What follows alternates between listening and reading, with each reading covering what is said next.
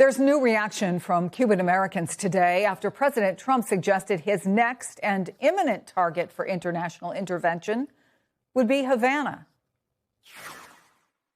Cuba's at the end of the line. They're very much at the end of the line. They have no money. They have no oil. They have a bad philosophy. They have a bad regime that's been bad for a long time. They want to negotiate, and they are negotiating with Marco and myself and some others. Cuba's in its last moments of life, as it was. It'll have a great new life, but it's in its last moments of life the way it is. MS Now's Alex Tabbitt is reporting from outside Cafe Versailles, a well-known Cuban restaurant in Miami. Alex, I wonder what you're hearing from folks there.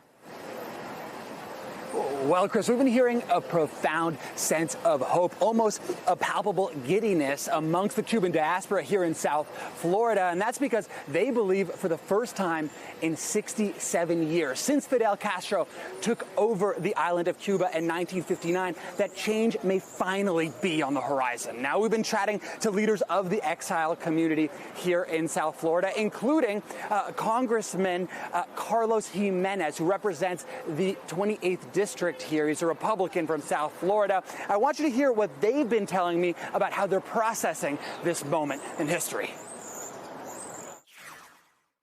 This is our Berlin Wall moment. It could be a turning point, or it could be simply the first block that becomes a number of stumbling blocks on a prolonged botched transition. Cuba isn't Venezuela. Cuba is North Korea. After Iran, after potentially Cuba, there are dozens of oppressive regimes all over the world. Is the United States' responsibility to topple all of them? I mean, the ones that are a direct threat to the United States? Yeah, we need to do something about it, because I don't want my children or my grandchildren dealing with those regimes. Now, Congressman Jimenez was born in Havana. For him, it's unequivocal. It's in the best interest of both Cuba and the United States to topple this regime. Selling that message to the American people is going to be a tougher sell. Chris. Alex Tabbitt, thank you. I want to bring in Ian Bremmer, president and founder of Eurasia Group and G0 Media. Always good to see you, Ian. You just heard the chair of that Cuban museum say this could be their Berlin Wall moment. What are you watching for, or maybe what does history tell us about the challenges Trump might face if he does take action against the Cuban regime? Well, look, Cuba's not North Korea, but it's not Venezuela either, right? I mean, there's no organized opposition at all. For 67 years, this is a government that has been focused singularly on its own survival. So it's harder for Trump to find factions that he could work with that would be willing to turn on some of the leaders the way that he was able to get Delcy and others in Caracas to turn away from Maduro very effectively. So it's harder.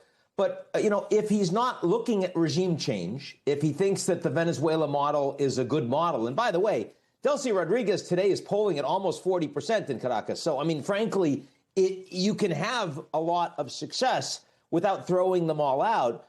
Then maybe there is a real deal to be done here. I mean, look, I think that what Trump is most interested in is a Cuba that is open to tourism and is open to real estate investment, that cooperates with the Americans on migration and that distances itself somewhat from the Russians and the Chinese. I think that if you got all of that and you kept most of the people in place, a deal is doable. This isn't about military coming in and taking out a bunch of leaders and putting them in jail. I think that it's because it's harder to do, the bar of what can be accomplished also needs to be a little lower. Well, but a deal to do with who and how? A deal to do with members of this government, where they are talking, and there has been active conversations with some of the members of the government about, look, you can do it the easy way or the hard way.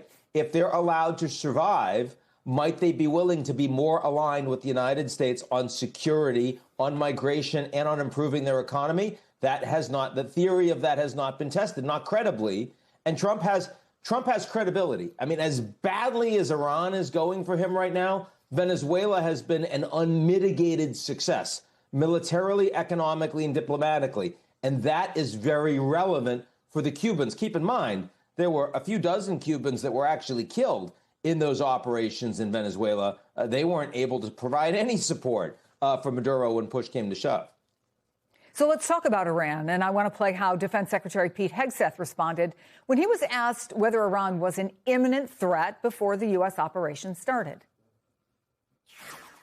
Some might look at that sequence of events and say, well, that it was an opportunity more than an imminent threat. I mean, I think much of that discussion is silly and academic.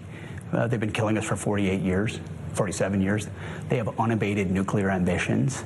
And when we obliterated their nuclear program at the end of the 12-day war in Operation Midnight Hammer, they should have come to the table and said, okay, we get it. You mean business. We're not going to have nukes. And they haven't.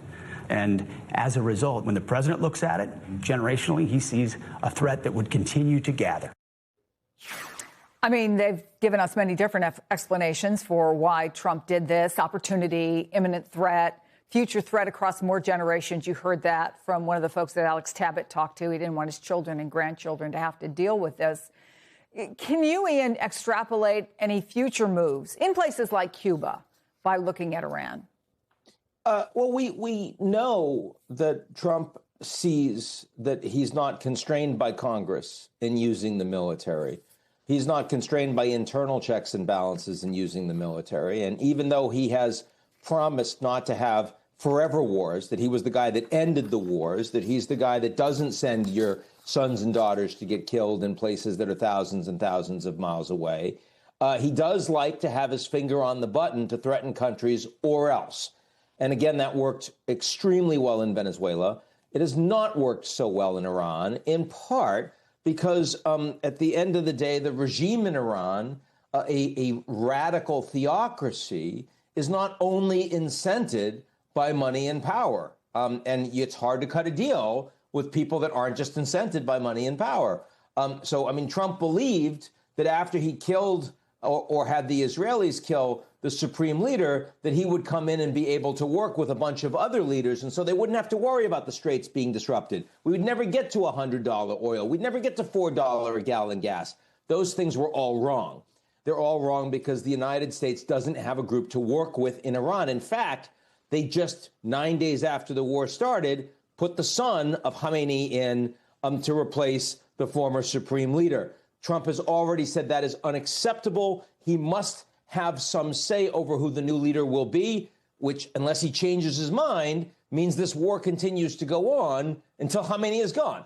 So this is looking pretty challenging going forward. Without a doubt, Ian Bremmer, always good to see you. Thank you.